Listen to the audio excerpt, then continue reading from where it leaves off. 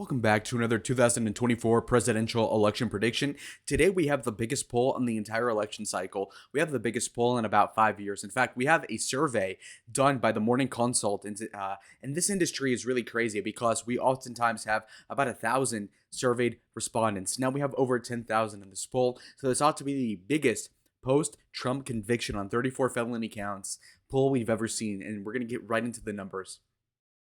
So as y'all can see here, there's a lot of different demographics we're going to break into. So as you can see right now that out of all the voters right now, currently Donald Trump holds a majority of the popular vote against Joe Biden by about 1%. That 1% means the world, of course, in a close election. That being said, we do have some subgroups that we have to address. Someone else in this polling, again, that means third, fourth, fifth candidates on the polls. That means that's where this person is voting. So again, 8% of people in this case would vote for Robert F. Kennedy Jr., RFK, or in another case, Jill Stein, if they're one of these like Zoomers on TikTok that are very pro-Palestinian crisis or whatever. And beyond this, of course, we have Cornel West, who is a carbon copy of Colonel Sanders, again, of the fried chicken variety. Okay, so that's a black guy who's a socialist like Bernie Sanders. Now, we do have about 5% of people that are do not know or no opinion.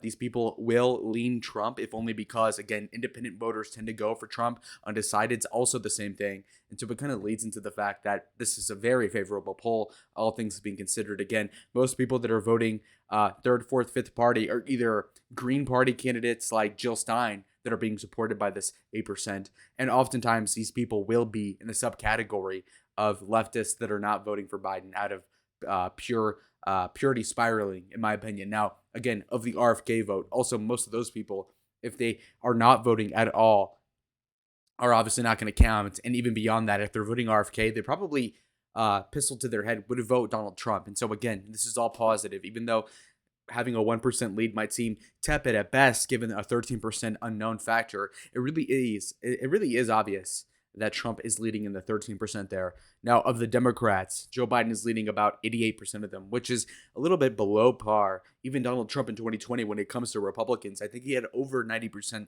of their support. When it comes to independents, Trump leads Biden by about 1%. Again, with a ton of people theoretically positing they would vote third party. Again, this does not hold up in reality, as most third party support come election time historically has been crumbling because, of course, most people that vote third party, at least in surveys prior to the election, think they have a shot in hell of winning. When it becomes more apparent in places such as the swing states in October, November of this year, 2024, they're going to vote for one of the two candidates and pick the shiniest of two turds, okay? So when it comes down to it, I think most of those people, maybe 60 to 40, will vote Donald Trump, unlike in 2020, whereas the majority of independents then ended up voting for Joe Biden. So that becomes more clear. Now, when it comes to the Republican support, Donald Trump also has about 88% of that, but I also think that this is underestimating a lot of people. There's a disproportionate amount of people that are probably surveyed that are anti-Trump, but when it comes to election time, we're talking about enthusiasm, which obviously there will be an outside support for Donald Trump as compared to the people that are anti him because they simply do not care, because a negative in an election is not as strong as an affirmative, in my opinion. But let's move on to the 2020 results and let's contrast it. About 84% of Biden supporters in 4 years ago in the last election. Again, so this means people that voted for Joe Biden last time, what percentage of people will vote for him again? 84%. That's fucking horrible. In fact, if you were to take George W. Bush in 2004, if 84% of Republicans ended up voting for him, he would have lost by a lot. In fact, in real life, he won the popular vote even, which is rare for Republicans as of the Reagan era. And so it becomes more clear that this is a terrible result for Joe Biden. Whereas when it comes to Trump 2020 voters, it becomes all the more clear that 90% of his own supporter base is supporting him, which is crazy. Because again, Donald Trump is lapping Biden by 6% and retaining their own support base, which is interesting because, again, Trump is a convicted felon technically, and yet still retains such harsh support. It's a brilliant thing for his campaign. And even more so than this, of course, we also have the fact that Joe Biden apparently won the popular vote in 2020 by 4.5 percentage points. And so to be losing this retaining vote thing by 6% is devastating to his popular support claim. And in fact, when we see a 4.5% victory margin in 2020, subtracted by 6% of the difference between the voters in that election to now, you can see how Trump is leading by 1 and change percentage points in the popular vote in 2024. And like I reiterated in my other videos, you know for a fact that if the Republican, in this case Donald Trump, were to win the popular vote by any margin, he is going to win the popular election vote. The Electoral College favors Republicans in almost every case ever since Bush.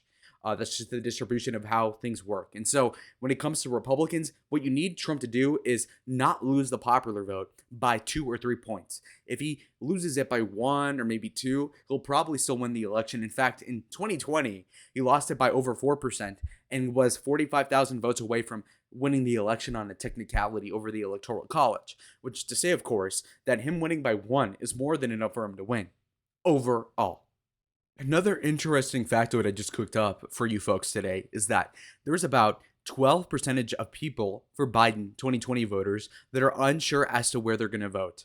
Now, my question to you guys is, how is Joe Biden going to appeal to these voters? How, between now and November, whatever it is, 2024, in less than 5 months, how is he going to appeal to these people to say, you know what, that 12% that aren't sure about voting for me now, things are going to be better in X and Y way that'll make you want to vote for me?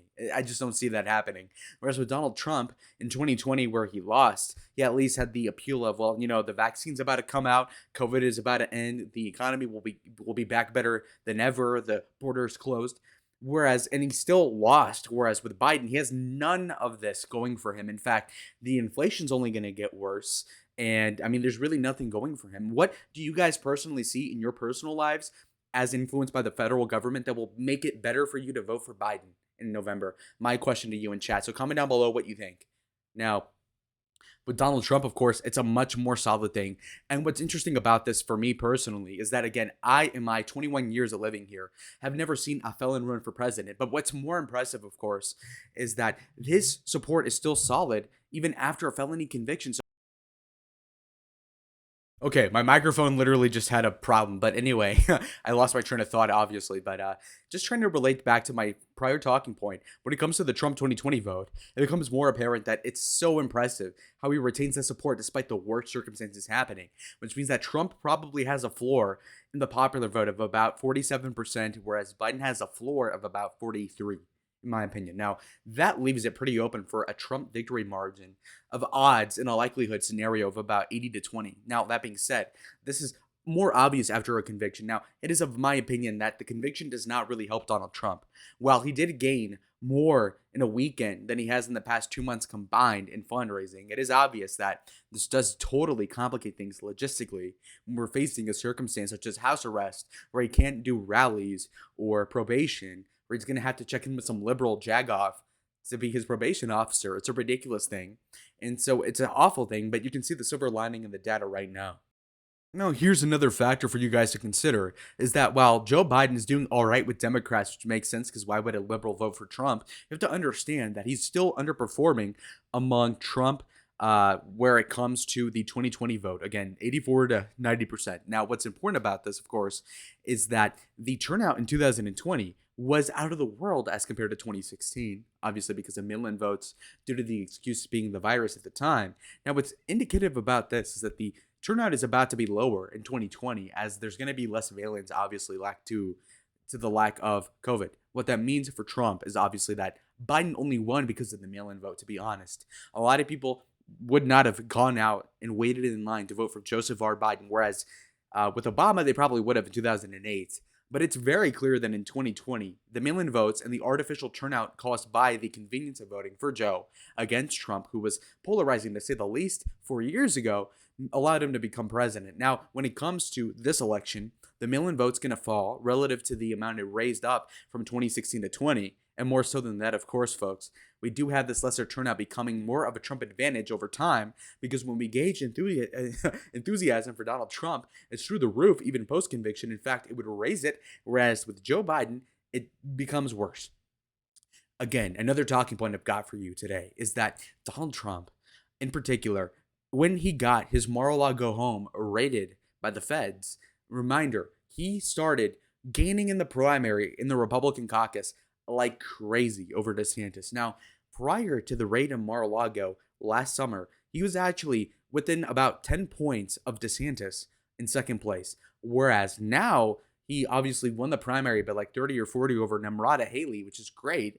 But it shows you how strong and crystallized that support is after Trump becomes a martyr. Now, God forbid he gets raided by the feds. Now he's actually in lieu of maybe a prison sentence, which is to say, of course, this support becomes more metabolized as a solidified piece of muscle in the organism known as Trump's election prospects. And what's interesting about this, it's kind of funny because Biden obviously, in a way, was tangentially related to putting his former opponent theoretically in prison, and yet is crystallizing his support base, whereas Biden cannot hope to do this, where he's down 6% as compared to 2020 when it comes to his own clientele and prior voters. It's crazy. Now, the morning consult is not really the best indicator of the race, even though I was selling that bill of goods to you as if this is good news for Trump, and it is.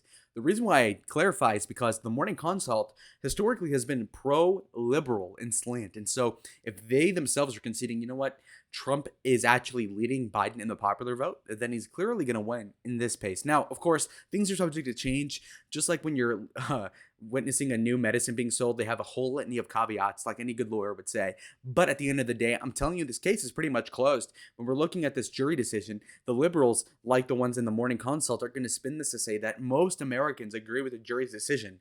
The only problem, of course, is that people are supposed to almost always agree with the jury decision. Why is that the case?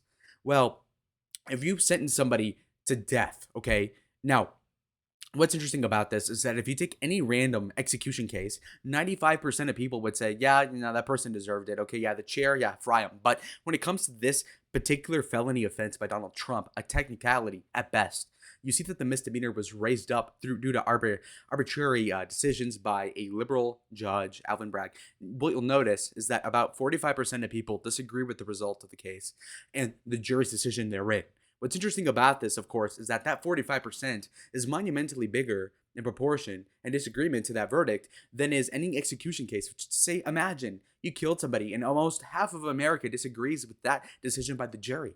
It means that obviously the credibility of the case is much weaker in its foundation, and even the perception therein, which is everything in politics, by the way, than would be any other normal case. Which is to say, of course, that the credibility of the Biden government is going down, because even though Joe is probably too out of it to really understand what's going on, the fact is that he's still tangentially related. Now, going on to the spin of it. This is the forebearer of why Donald Trump should have been convicted. Again, Biden, the president, says he calls Trump's reckless. He claims Trump is reckless for attacking the criminal justice system and that we need to defend the justice system. Again, Joe Biden himself having a negative disapproval rating of about negative 20% is going to tell you to trust the judicial system. So when your cheerleader is a guy who probably sags under the fucking outfit, okay, the guy's old as hell, is going to be defending this and that unpopular, it means that Donald Trump is actually getting a boost.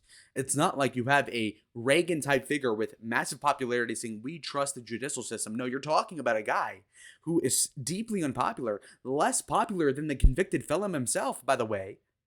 And all of a sudden, this case becomes all the more flimsy in the public perception, which is why I think this is a bill of goods that ought to be sold, is that Donald Trump is actually somewhat benefited by this conviction. Now, I'm not happy at the result. In fact, I'm really pissed off.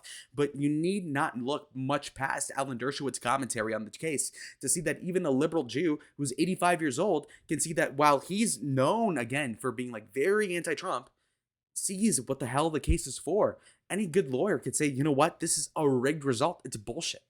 And pardon the French, but I'm Mexican, so I don't know what I just said. And I'll see y'all on the next one. Adios.